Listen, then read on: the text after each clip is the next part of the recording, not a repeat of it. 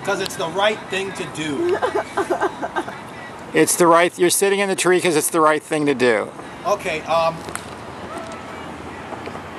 42 years ago, park was claimed People's Park by people, activists, and this is a continuation of that, showing you know who represents the park, individuals, people gathered together. We represent the park. We do. I'm one person out of people.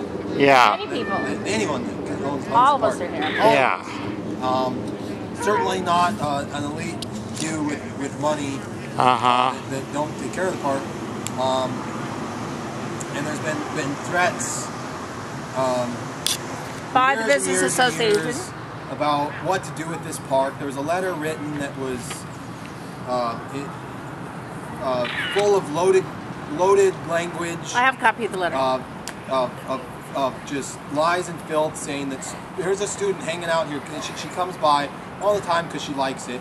Well, that right there is contradictory to what they've said, that students don't come to the park. Don't come to the park. I see. So I want to welcome. I'm like a welcoming committee now. Oh. Hello, everybody. This is a very pleasant place to be. We have lots of fun. We want it to stay an organic sanctuary away from the city, where there's trees, where there's grass, where there's dirt, where there's dirt berms, you know, immolating the way that you would live on Mother Earth. They've made threats that I've seen, actually, not just threats, but committing landscaping that removes organic material out of the park, removes biomass out of the park, shrubs. They want to clear out these corners and the sides of the park so that there's a clear view from one side to the other. Well, what it does is when you're in this park, you can start to feel like you're away from the city. Yeah. In the trees, and there's branches that bend down and start to block out some of the noise of the city, the cars, brakes, all the hustle bustle of the city. It's slower out here in this park, and that's the park's in danger. So making noise pollution. How long have you been in the tree? 4 days. And you don't come down? I'm not come down, nope. And what's your plan? I make it up as I go. So you don't have demands or anything that they have to answer? Well, there's some that have demands, not particularly. What's your name again? Moonshadow. Moonshadow. And there's a lot of us out here. I'm just, you know, one person that's a visual, part of the visual protest.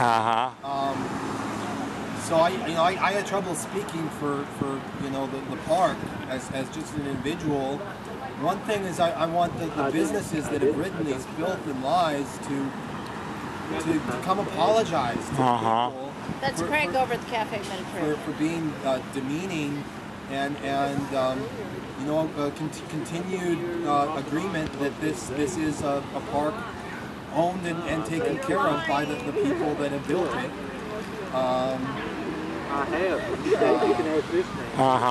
You know, continued support for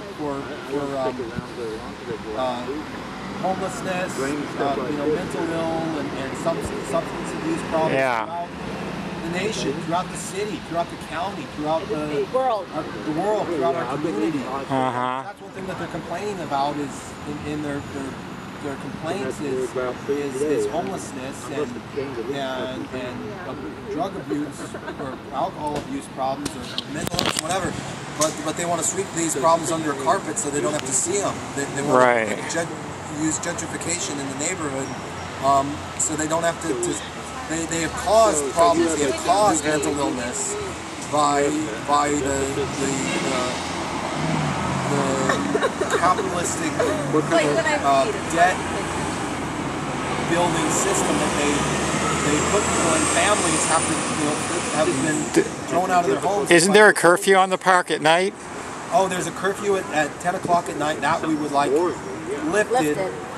People sleep in this park under trees on the dirt. Cops come through at around 10:30 after the curfew, and many times they say, go across the street and sleep on the sidewalk, where they sleep endangered, sleeping with the threat of a car running them over.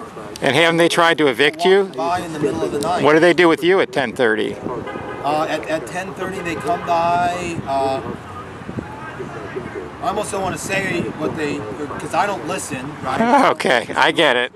But I've heard rumors that they tell me that I'm in violation of 4 citations, refusing to come down, ignoring curfew. Yeah, I got it. Yada yada, and then they say, "Are you coming down?" And I don't say anything, and they say, "Okay, we'll take your silence as a refusal that you're not going to come down." And right. Another citation.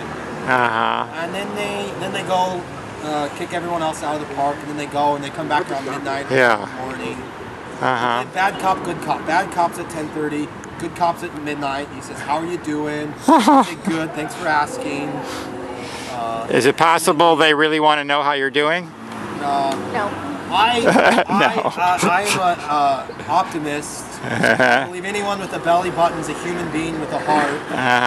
And I feel like if you actually live that lifestyle, people's hearts start to come out. So that's why I say thank you for asking. You know, I'd be as polite as I can. Letting them understand I'm just sitting here peacefully in a tree. They don't have to send 12 officers at 10:30 in the morning shining flashlights at me, intimidating me when all I'm doing is just not silently, but peacefully. Sitting in a tree, being pleasant to everyone, being inviting. But don't you feel that that cities like Berkeley and other cities have to step up to the plate to go to provide places like the park that for people who are unemployed, who've lost their homes, you know, who've lost their cars, who've lost everything, and to have suddenly become homeless out of circumstances beyond their control? I don't know. There was the question that parks like this should be available? No, I'm saying that cities like Berkeley. Yeah, that's what it's. Yeah, that's what she's saying. Parks like this should be available. Yeah. I love the line, "Let 1,000 parks bloom." Yeah, no. But parks should be available for the homeless. For people. Yes, definitely. Yeah. Without a curfew, without